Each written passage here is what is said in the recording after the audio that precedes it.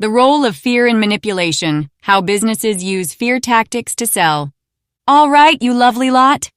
Emily Bennett here, and today we're diving into a juicy topic that's bound to get you thinking twice. Next time you're out shopping, fear-based marketing tactics. So, the other day, James, my husband, and I took the kids for a bit of festival shopping at the local mall. You know, that mad rush before holidays where you're hunting for gifts, grabbing decorations, and just generally trying to keep the family from going into meltdown mode? Anyway, we're wandering around the shops, and I couldn't help but notice something. The number of products being sold to us with a bit of fear thrown in for good measure. Protect your family this season. Don't miss out before it's too late. What if you're not ready? Everywhere I turned, it seemed like companies were trying to scare us into buying things. And that's when it hit me. Businesses love using fear tactics to get into your head, making you feel anxious, insecure, or even pressured to buy something you might not even need. So, today we're talking about how businesses use fear to manipulate consumers and how you can spot it and protect yourself from falling into the trap. Let's dive in. Grab yourself a cuppa because we're going bold with this one. 1. Fear of missing out. FOMO. The sneakiest tactic. First up, let's talk about fear of missing out. FOMO. Probably one of the sneakiest tactics out there. This is when brands tell you that you're going to miss out on something big if you don't act now. Limited time offer. Only 3 left in stock. Exclusive for the first 50 buyers. You've seen it, right? When we were in the mall, there was this store advertising a deal on toys for the kids, saying the sale was ending that day. Of course, we didn't really need the toys right that second, but the idea of missing out on a deal got me, and before I knew it, we were at the till with a cart full of things we didn't plan to buy.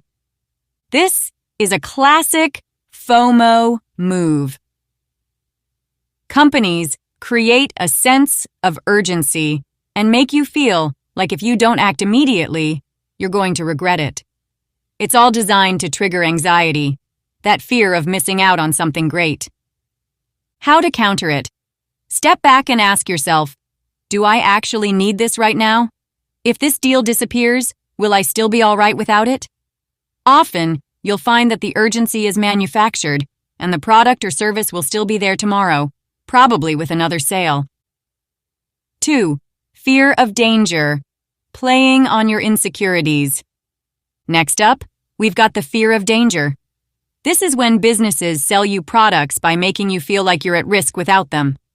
You see this tactic everywhere, especially in industries like insurance, home security, or health products.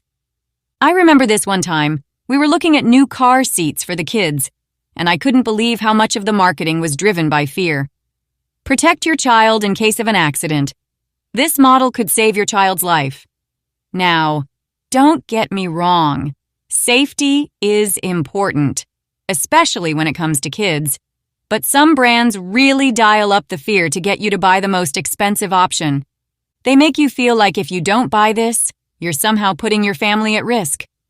It's clever because it plays on one of our deepest emotions, fear for our loved ones, and pressures you into spending more than you might need to.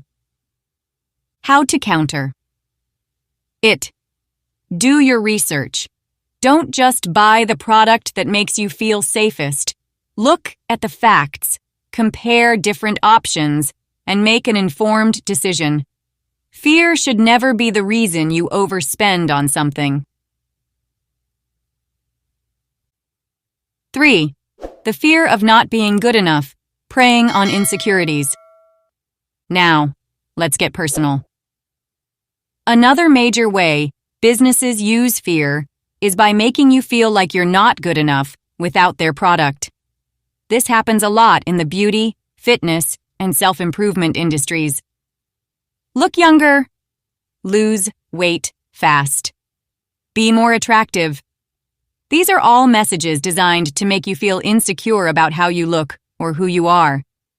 I had this moment a while back, standing in a shop, staring at rows of anti-aging creams. All the packaging had these bold statements like, fight signs of aging now, or look 10 years younger in 2 weeks. And for a moment, I started to doubt myself. Do I need this? Am I aging faster than I thought? It's a cheeky little trick, isn't it? They create this fear of imperfection, so you're compelled to buy their products just to feel like you're keeping up. This isn't just about beauty either. It's the same with self-help books, courses, and even clothing brands. They make you feel like you're lacking something, and their product is the solution. How to counter it. Remind yourself that no product can fix insecurity that comes from within.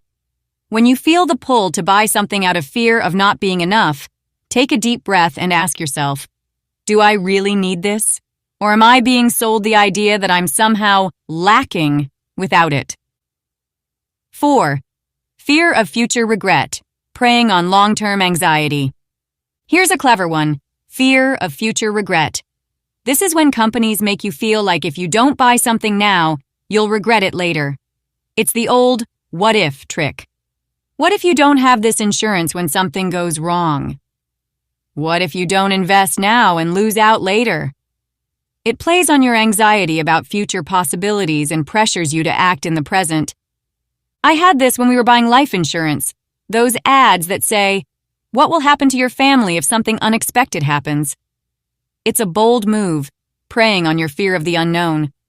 And while some of these products are important, companies often use fear-mongering to push you into buying things you're not ready for or don't even need yet.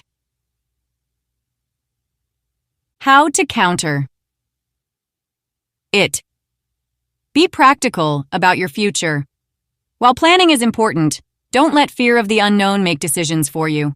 Ask yourself, is this fear-driven or is it a rational choice? Take your time to think things through, and don't let fear cloud your judgment. 5. The fear of falling behind, keeping up with the Joneses.